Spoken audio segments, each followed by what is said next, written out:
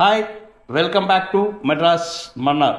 ரொம்ப நாள் கழிச்சு ஒரு படத்தோட ரிவ்யூ போடுறாங்க. என்னன்னு பார்த்தீங்கன்னா, மகாராஜா படம் தியேட்டர்ஸில் ரிலீஸ் ஆகிருக்கு. வெள்ளிக்கிழமை அன்னைக்கு போட்டு போடுது. அந்த படத்தோட ரிவ்யூ தான் பார்க்க போகிறோம். இந்த படத்தை டைரக்ட் பண்ணது யாருன்னு பார்த்தீங்கன்னா, நிதிலன் சுவாமிநாதன். இவர் ஏற்கனவே 2017 வந்து குரங்கு பொம்மைன்னு ஒரு படத்தை வந்து எடுத்திருந்தார். விதார்த் பாரதி ராஜாவையும் வச்சு படம் வந்து சரியான ரிவ்யூஸ் கிடச்சிது. பட் வியாபார ரீதியாக கொஞ்சம் சரியாக போகலங்க. தன்னோட 2வது படம் தான் வந்து மகாராஜா. இந்த படம் வந்து விஜய் சேதுபதிக்கு 50வது படம் அமைஞ்சிருக்கு. இந்த படம் தியேட்டர்ஸில் ரிலீஸ் ஆயிருக்கு. இந்த நான் ஸ்பாயிலராக தான் ரிவ்யூ பார்க்க போகிறோம். முக்கியமாக என்னன்னு பார்த்தீங்கன்னா, இந்த படத்தில் ஒரு சின்ன விஷயம் சொன்னால் கூட அந்த கதையை வந்து ஸ்பாயில் பண்ணுற மாதிரி ஆகிடும்.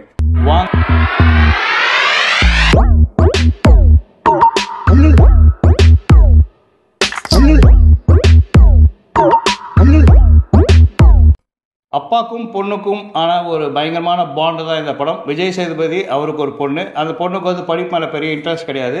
ஸோ ஸ்போர்ட்ஸில் வந்து பயங்கர இன்ட்ரெஸ்ட்டு. அதை வந்து விஜய் சேதுபதி வந்து சப்போர்ட் பண்ணுறாரு. காம்படிஷனுக்காக ஊருக்கு போகிறாங்க. அவங்க போகிற சமயத்தில் அவங்க வீட்டில் இருக்க ஒரு விஷயம் வந்து தொலையுது. அதை வந்து கேஸ் கொடுக்கறதுக்காக போலீஸ் ஸ்டேஷன் போகிறாரு.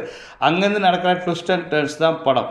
ஃபர்ஸ்ட் ஆஃப் பார்த்தீங்கன்னா ரொம்பவே வந்து என்னடா இவ்வளோ கட்ஸ் இருக்குது, பட் படம்லாம் நல்லா தான் இருக்குது. இந்த கட்ஸ் நிறைய இடத்துல வருது, இன்னும் சம்மந்தமே இல்லாமல் வருதுன்னு சொல்லி ஒரு மாதிரி இருந்தது. பட் செகண்ட் ஹாஃபில் பார்த்தீங்கன்னா எல்லாத்தையுமே நியாயப்படுத்துகிற மாதிரி எல்லாத்துக்குமே ஆன சம்மதத்தை உருவாக்கியிருக்காரு நிதிலன். உண்மையிலேயே பாராட்டும். ரொம்ப நல்லா பண்ணியிருக்காரு இந்த படத்தை. படத்தோட எடிட்டர் ஃபிலோமின் ராஜ் இப்போ பிரமாதமாக எடிட் பண்ணியிருக்காரு படத்தை. எங்கேயுமே பிசுறு தட்டாமல் ரொம்ப அருமையாக பண்ணியிருக்காரு. அந்த எடிட்டிங்குமே படம் வந்து ஒரு சுவாரஸ்யமாக போகிறதுக்கான ஊண்டுகோலாக இருக்குது. சினிமாட்டோகிராஃபி தினேஷ் புருஷோத்தமன், அவர் பங்குக்கு அவருமே வந்து பிரமாதமாக பண்ணியிருக்காரு. இந்த படத்தில் வந்து ஃபோட்டோகிராஃபி வந்து ரொம்ப அருமையாக பண்ணியிருக்காங்க. அதே மாதிரி பார்த்தீங்கன்னா மியூசிக் வந்து அஜ்னீஷ் லோக்நாத் அவர் வந்து பிரமாதமாக பண்ணியிருக்காரு. ரீ ரெக்கார்டிங் ஆகட்டும், மற்ற அந்த சீன்ஸுக்கு அவர் கொடுத்துருக்க மியூசிக் ஆகட்டும். பாடல் வந்து ஒரே ஒரு பாடல் தான். அந்த பாடலுமே பிட்ஸ் அண்ட் பீசஸாக வருது. பாட்டாக கேட்கும்போது நல்லா இருக்குது, பிட்ஸ் அண்ட் பீஸாக கேட்கும்போது கொஞ்சம் எடுபடல தான் எனக்கு தோணுது. மற்றபடி வந்து மியூசிக் எல்லாமே வந்து ரீ ரெக்கார்டிங் ஆகட்டும், மற்ற எல்லாமே வந்து பிரமாதமாக பண்ணியிருக்காரு. அந்த படத்துக்கு தேவையான இதுக்கு மியூசிக்கால் வந்து அவர் கண்டிப்பாக ஏற்றி கொடுத்துருக்காருன்னு நான் சொல்லும். ஆக்ஷன் அனல் அரசு வந்து ரொம்ப பிரமாதமாக பண்ணியிருக்காரு. அதுவும் விஜய் சேதுபதி வந்து ஆஸ் யூஷுவல் அவர் பழைய படத்தில் வர மாதிரி ஒரு ரோல் பண்ணியிருந்தாலுமே ஆக்ஷன் வரும்போது பிரமாதப்படுத்தியிருக்காருன்னு தான் சொல்லணும். விஜய் சேதுபதியை பார்க்கும்போது ரொம்ப கடுப்பாக இருந்தது சமீபத்தில். என்னன்னு பார்த்தீங்கன்னா, சின்ன ரோல்ஸ்லாம் பண்ணின்னு வில்லன் கேரக்டர் பண்ணின்னு அவர் ஹீரோவாக பார்த்தீங்கன்னா ஒரு படம் எதுவுமே ஓடாமல் இருந்தது. 50வது படமாவது கொஞ்சம் நல்ல படமாக நடிக்கணும்னு பார்த்தோம். நிதிலன் மேலே இருந்த நம்பிக்கையாகட்டும், விஜய் சேதுபதி ஆஸ் யூஷுவல் நடிப்பு அரக்கன் தான். என்ன கொடுத்தாலுமே பர்ஃபெக்டாக நடிக்க கொடுக்குறாரு. அதே தான் இந்த படத்துக்குமே பண்ணியிருக்காரு. ரொம்ப பிரமாதமாக பண்ணியிருக்காரு இந்த படத்தை. ஆக்சுவலாக பார்த்தீங்கன்னா இந்த படத்தில் ஒரு சின்ன ட்விஸ்ட் இருக்குது. என்னன்னு பார்த்தீங்கன்னா, இந்த படத்தோட வந்து ஒரு கரு ஒரு முக்கியமானது வந்து ஏற்கனவே வந்து ஒரு படத்தில் வந்திருக்கு. அந்த படத்தில் வந்து இன்ஸ்பயர் ஆகிருக்காரா இல்லை இவராகவே அமைச்சாரான்னு தெரியல. நித்தில நான் படம் பேர்லாம் சொன்னால் உங்களுக்கான அந்த இன்ட்ரெஸ்ட் போயிடும் படம் பார்க்கறதுக்கு. படத்தில் பார்த்தீங்கன்னா பாய்ஸ் மணிகண்டன் நடிச்சிருக்காரு. ஒரு சின்ன ரோல் தான், ரொம்ப நாள் கழிச்சு நடிச்சிருக்காரு. ரொம்ப பிரமாதமாக பண்ணியிருக்காரு. வில்லன் மாதிரி ஒரு கேரக்டர் தான், ஒரு சின்ன ரோல், ரொம்ப பிரமாதமாக பண்ணியிருக்காரு. அனுராக் காஷ்யப் இந்த படத்தில் வந்து பண்ணியிருக்காரு. அனுராக் காஷ்யப்பை ஏன்னா நடிக்க வச்சாங்க நினைக்கிற சமயத்தில் தான் லாஸ்ட்டில் வந்து பிரமாதப்படுத்தியிருக்காரு அனுராக் காஷ்யப். அதனால தான் அனுராக் காஷ்யப்பை இந்த படத்தில் போட்டிருக்காங்க. அதேமாதிரி போலீஸ் ஸ்டேஷனில் வர நட்டி ஆகட்டும், அருள்தாஸ் ஆகட்டும், முனிஷ்காந்த் ஆகட்டும், 3 பேருமே அவங்க பங்குக்கு நச்சுன்னு பண்ணியிருக்காங்க, செமையாக பண்ணியிருக்காங்க. படத்தில் கொஞ்சம் ஒட்டாத மாதிரி இருந்தது வந்து யாருன்னு பார்த்தீங்கன்னா மம்தா மோகன்தாஸ் தான். அவங்க எதுக்கு இருக்கிறாங்க, பட் இருந்தாலுமே அவங்க போஸ்டர் வந்து கொஞ்சம் ஒட்டாத மாதிரி தான் இந்த படத்தில்.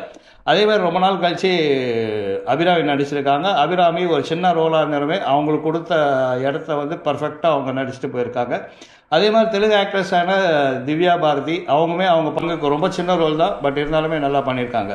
சிங்கம் புலி, உண்மையிலேயே இந்த படத்தில் வந்து சிங்கம் புலியை வந்து பாராட்டும். ஒரு சின்ன ரோல் தான், பட் இருந்தாலுமே பிரமாதப்படுத்தியிருக்காரு சிங்கம் புலி.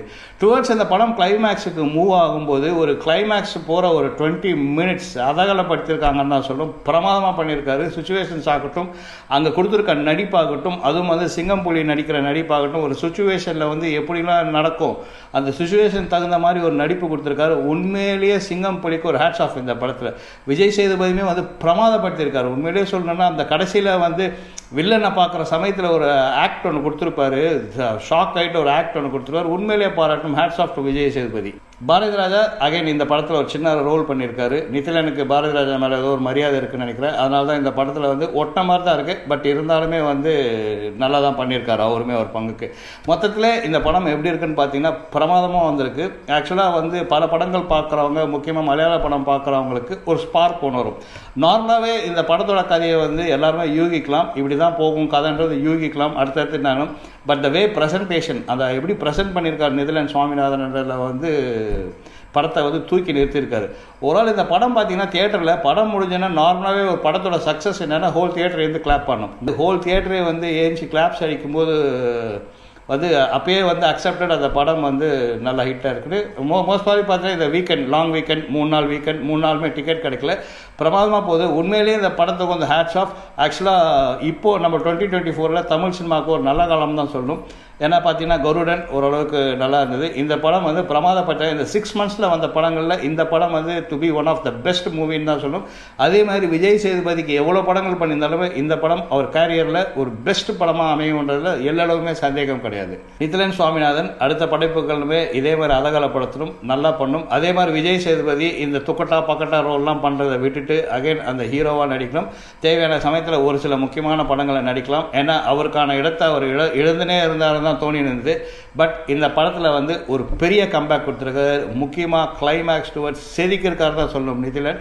கண்டிப்பாக போய் இந்த படத்தை தியேட்டர்ஸில் பாருங்கள், ஓடிடியில் பார்க்கணும்லாம் நினைக்காதீங்க. இந்த மாதிரி படத்தெல்லாமே வந்து நம்ம வந்து சப்போர்ட் பண்ணால் தான் மேலும் மேலும் நல்ல திரைப்படங்கள் வரும். கண்டிப்பாக இந்த படம் வந்து ஒரு பெரிய லெவலில் போகுன்றதில் எல்லாருமே சந்தேகம் இல்லை. தேங்க்யூ.